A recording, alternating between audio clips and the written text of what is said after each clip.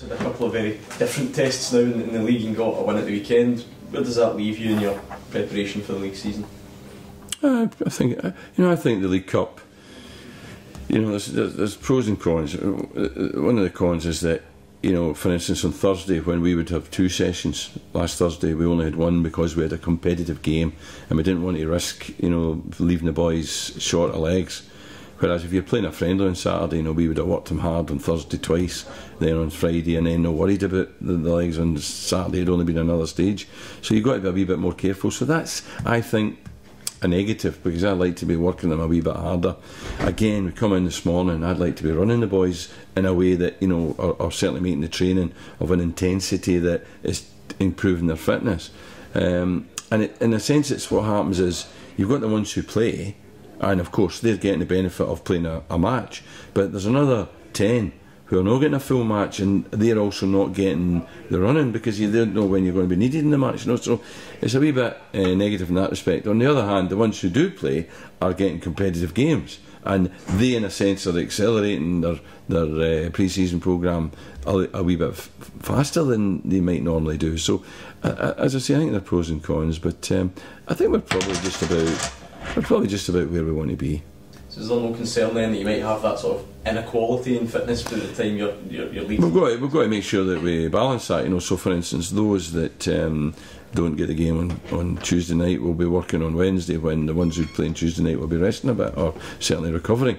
So there'll be a bit more work for them to do, and then we'll all work harder again on Thursday-ish, with a game on Saturday. In terms of the fallout from the weekend then, you had Lee, Lucas and obviously had to go off injured.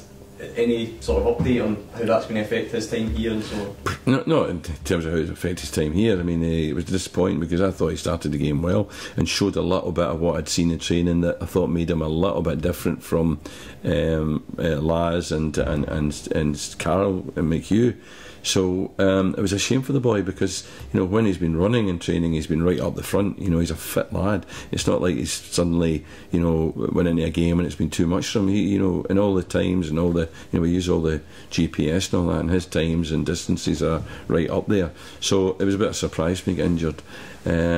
We'll just see how he recovers now, and we'll do the best we can to get him fit quickly and give him another chance.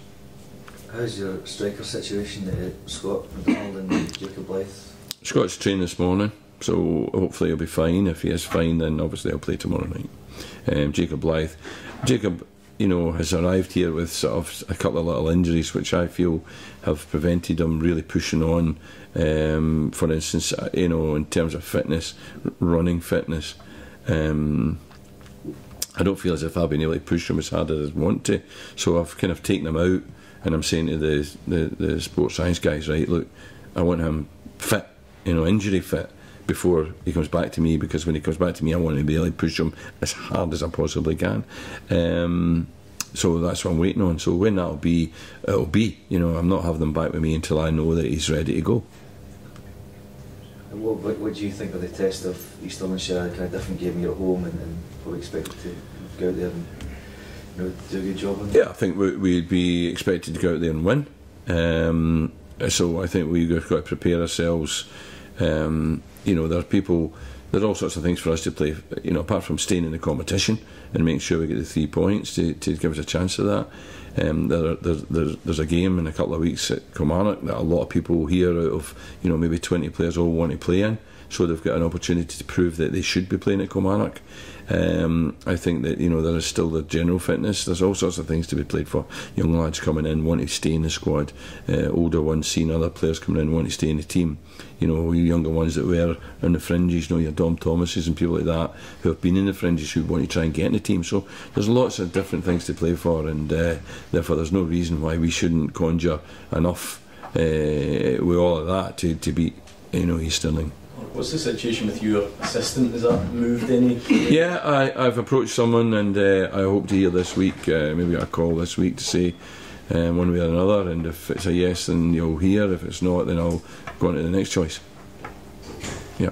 They've made some innovative changes to the competition this year, most notably the penalty shootout. Given what you were saying about the difficulty in getting your players up to an equal fitness level, Would you advocate more substitutes in this competition? I think a couple. I think a couple of more substitutes. I mean, you got to do it without undermining the thing and it becoming shambolic, you know, and disrespectful almost to, you know, you could get a situation, you know, where if you've got too many subs, then, you know, a strong team's winning 3 or 4 and changes 8 or 9 players, and you know, it's not right for the competition. It's not right for the opposition. So I think, you know, a couple more subs, I think would be nice. If there were 5 subs, I think it would be pretty cool, and I think it would give us a chance of giving more players. You know, we would have used more players on Saturday had we 5 subs, you know, given that we went 3-1 up, you know. So we weren't able to do that because we'd used him. We'd had an early injury, and we'd already used a sub, so that was forced upon us. So absolutely, I think you could do with that. With your other role, Mark, with the national team, can I ask what you made of the news last week that Brian McGhee has left his position? Yeah, I was very surprised. We all were. It's a real shame because I think Brian is a really forward thinker. I think he's different. You know, he is different in you know, the way he is as a lad. I mean, I played with him at Celtic and had a great relationship with him, but I know that he's an unusual character and sometimes people don't quite understand him. But you know, I think it's a real shame because I think he had good ideas and I think they would have needed time to really be understood. But you know, it's changed and move on, and I hope the next guy, you know, continues to develop it and, you know, to make it what we all want it to be, a system that produces players for Gordon and whoever the next manager is in years to come that can play in the national team. Where does it leave our hopes for the future? Obviously, Brian's predecessor left. Brian's not been in the job for too long. Someone else will at some point come in. Can you see why it might seem as if it's a bit turbulent? No, it's clearly it's turbulent when that's happening. But what you've got to remember is that below that, you know, there's a lot who stayed the same in terms of the people that are there, and all over the country there are fantastic people doing a fantastic job at all those levels, and you know, they're all still there. You know, it's the kind of leadership that's changed, and now the SFA have just got to make sure that the next guy is the right guy, and that you know, he understands and can communicate with all of those good people that I'm talking about, and that there should be no loss of time or, you know, possibility of bringing these players through, because I think that there are already a lot of good things up and running, and including things, innovations and initiatives that Brian's taking. You know. Yeah, I mean, you kind of touched on it. It's easy for people on the outside like ourselves and supporters looking on to look at it and think it's not great. You know, what's going on there? But are you? I mean, you touched on it there. You're optimistic that things are in good hands. Yeah, I'm optimistic that, you know, that the nationally, you know, that people have the right motivation, people have the right idea about what they're trying to achieve. You know, people are trying to, you know, produce excellence that, you know, filters through the, you know, from the clubs to the national teams at all levels, and that the experience these young players gain at all national levels will benefit them in terms of eventually coming through to the A team.